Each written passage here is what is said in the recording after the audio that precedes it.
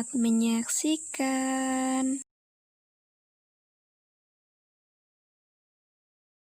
Dulu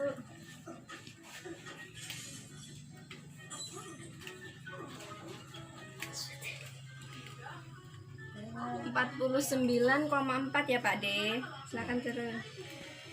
Aku Ya.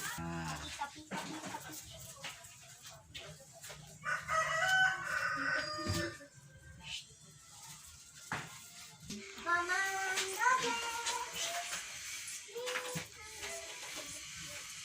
10/80 ya Pak. Ya. Assalamualaikum warahmatullahi wabarakatuh. Waalaikumsalam. Selamat pagi Pak. Selamat pagi.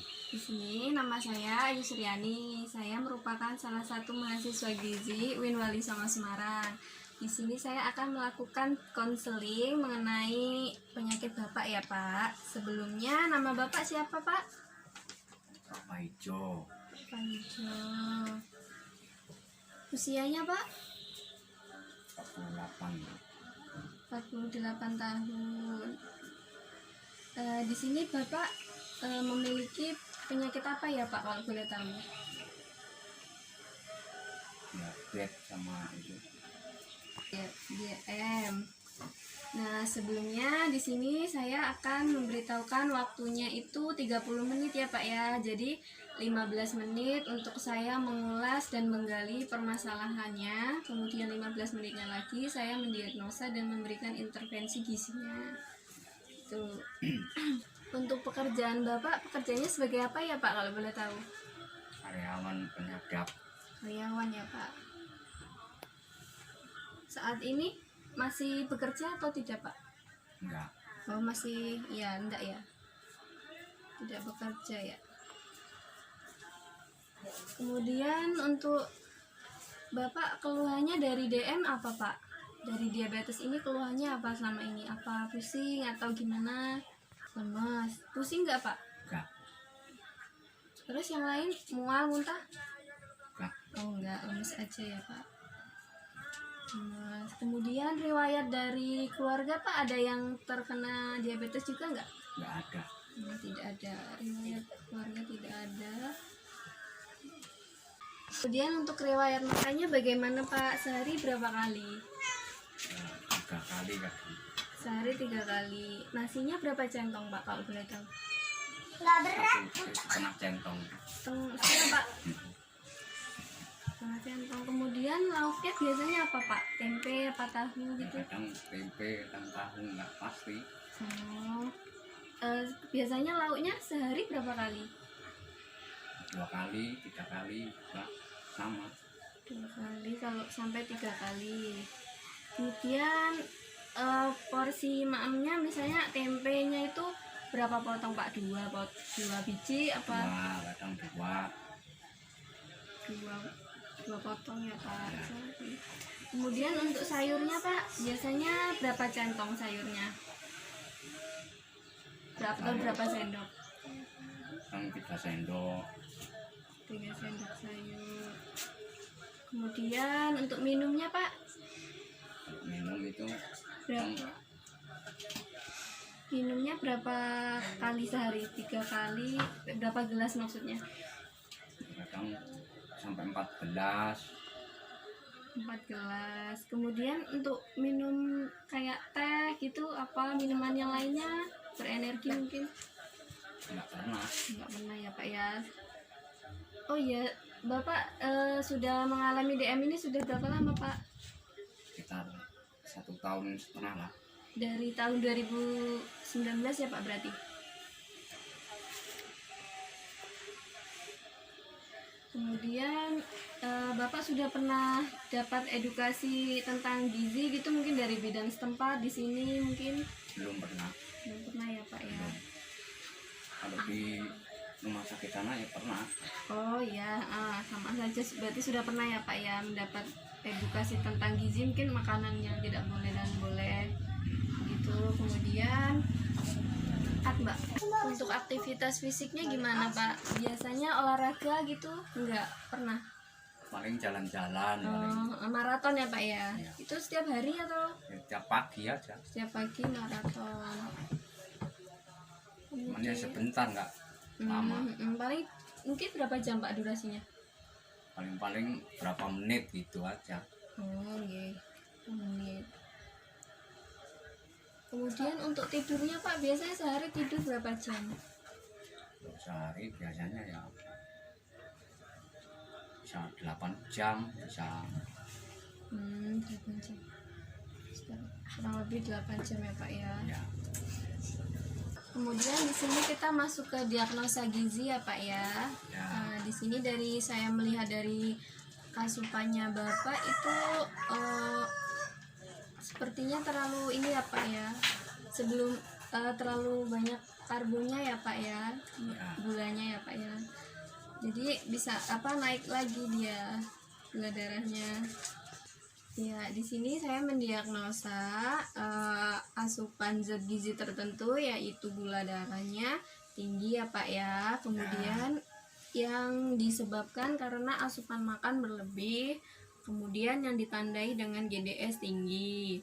Nah, kemudian diagnosa selanjutnya kurangnya pengetahuan terhadap gizi yang disebabkan oleh kurangnya pengetahuan. Kemudian diagnosa selanjutnya itu Bapak kurangnya informasi dari tenaga kesehatan setempat di sini. Nah, di sini saya akan memberikan leaflet tentang diabetes untuk Bapak ya Pak. Di sini ada pengertian diabetes itu apa, ada penyakit di mana kadar gulanya itu tinggi, kemudian tujuan dari dietnya ini apa saja ya Pak ya, energi cukup, kemudian untuk mencegah untuk mempertahankan berat badan. Nah, kemudian di sini ada pengertian dari diabetes ya Pak ya di leaflet ini. Diabetes itu adalah penyakit kadar gula yang tinggi dalam tubuh tidak dapat dilepaskan atau harus menggunakan insulin. Kemudian tujuannya itu menyediakan energi yang cukup biar mempertahankan berat badan Bapak.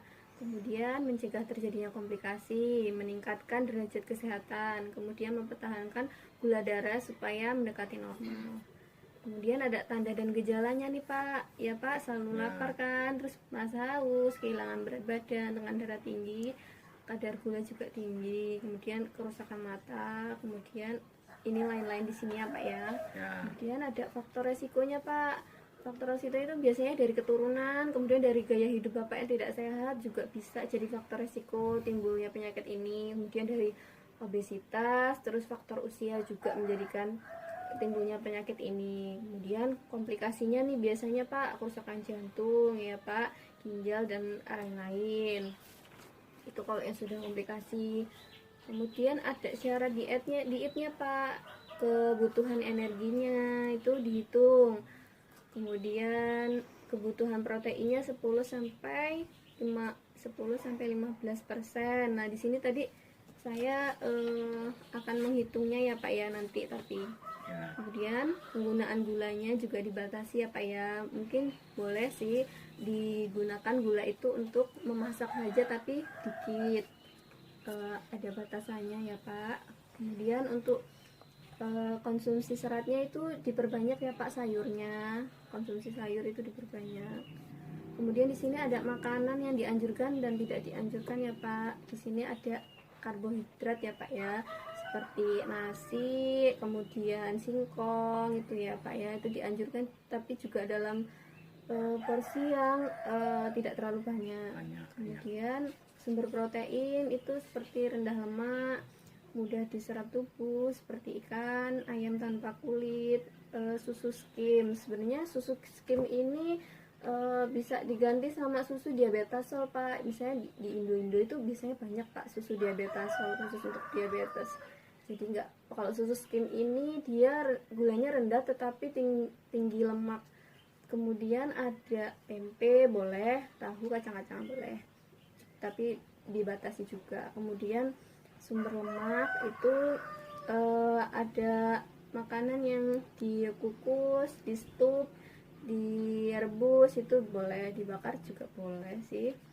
di stop itu kalau misalkan bapak merasa mual apa gitu, makanannya boleh dibikin stop kayak dibikin bubur gitu loh pak.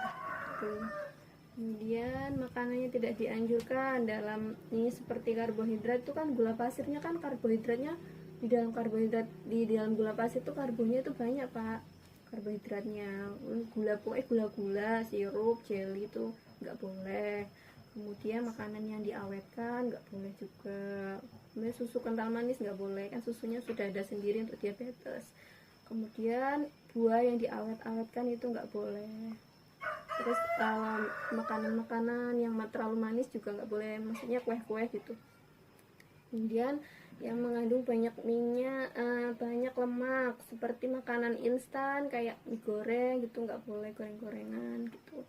Mengandung banyak garam, ikan seperti ikan asin sama telur asin nggak boleh. Maksudnya telur asin kan kayak telur bebek yang diasinkan dulu pak, ya, yang diawetkan seperti itu ya pak ya. Nanti leafletnya bisa dipelajari. Kemudian Kemudian saya akan menghitung berat badan bapak ya pak ya, berat badan ideal, IMT dan BMR ya pak ya. Nah, sebentar. Ya. Dari perhitungan tadi saya sudah menghitung berat badan ideal bapak seharusnya 58,5, sedangkan tadi berat badannya berapa ya? Jadi tadi saya sudah menghitung berat badan ideal bapak. Berat badan ideal bapak seharusnya 58 ya pak ya. Tadi kan 49, berarti masih kurang berapa kilo itu pak ya? Masih lumayan jauh. Kemudian IMT bapak itu 17,9, masuknya kurus ya pak ya. Bapak kurus ya pak ya. Terus BMR-nya tadi saya sudah menghitung berdasarkan rumus Perkeni khusus untuk diabetes itu 1000,740 kilokalori. Kemudian dikonfirmasi ke rumus Perkeni menjadi 2436 kalori dalam satu hari ya pak ya. Jadi dalam satu hari energinya sekian. Kemudian untuk kesimpulan yang sudah saya jelaskan tadi, bagaimana pak, sudah mengerti atau belum? Bisa diulangi? Bisa diulangi pak untuk bagaimana tadi untuk karbohidratnya, untuk nasinya berapa? Satu gelas daging itu dibagi 3 itu kalau makan. Oke.